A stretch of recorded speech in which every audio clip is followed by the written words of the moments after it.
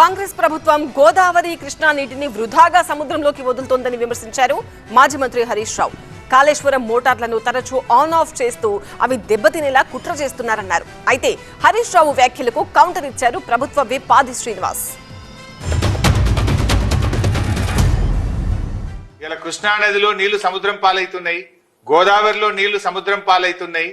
గుడ్లప్పగిచ్చి రేవంత్ రెడ్డి, ఉత్తమ్ కుమార్ రెడ్డి చూస్తా ఉన్నారు. మీ యొక్క నేరపూరిత నిర్లక్ష్యం వల్ల ఇలా రాష్ట్ర రైతాంగానికి తీవ్రమైనటువంటి నష్టం జరుగుతూ ఉంది. గేట్లు బార్లాగా తెరిచి నీళ్ళని వదిలిపెడుతున్నారు, సముద్రంలోకైనా మాట్లాడుతున్నాడు. అసలు ఇక్కడనే అడుగుతున్నారు, మీకు సోయుండి మాట్లాడుతున్నారు అడుగుతున్నా.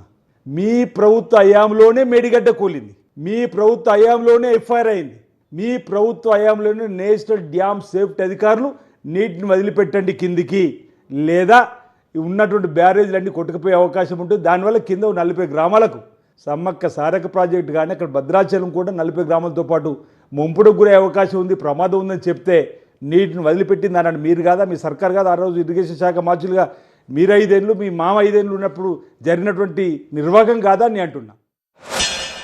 ఇట్లా రోజుకు 2 సార్లు ఆన్ అండ్ ఆఫ్ చేస్తే మోటార్ల బేరింగ్లు దెబ్బతింటాయి, మోటార్లు పనికి రాకుండా అవుతాయి. ఇంజనీరింగ్ నిపుణులను అడగండి, ఎక్స్పర్ట్స్ని అడగండి. ఇప్పటికే బిహెచ్ఈఎల్ మిమ్మల్ని హెచ్చరించింది. మోటార్లు సరఫరా చేసిన బిహెచ్ఈఎల్ రాష్ట్ర ప్రభుత్వాన్ని హెచ్చరించింది. ఇట్లా మీరు మోటార్లు ఆన్ అండ్ ఆఫ్ చేస్తే ఇవి కాలిపోతాయి బిడ్డ అని మిమ్మల్ని హెచ్చరించింది. అంటే మీరు ఏంది మీ ఉద్దేశం? ఊకి ఆన్ అండ్ ఆఫ్ చేసి మోటార్ల బేరింగ్లు దెబ్బతిని మోటార్లు పనికి రాకుండా అయితే మళ్ళీ బదనాం ఎత్తేయాలని కుట్ర చేస్తా ఉన్నారు. మీరు మోటార్లు ఎప్పుడు ఆన్ చేయాలి, ఎప్పుడు నీటిని ఒడిసిపట్టాలనో ఈ ప్రభుత్వానికి తెలుసు, గౌరవ ముఖ్యమంత్రి రేవంత్ రెడ్డి గారు తెలుసు. ఈరోజు సాగునీటి శాఖ మార్చులుగా అనుభవజ్ఞుడు ఉత్తమ్ కుమార్ రెడ్డి గారు ఉన్నారు.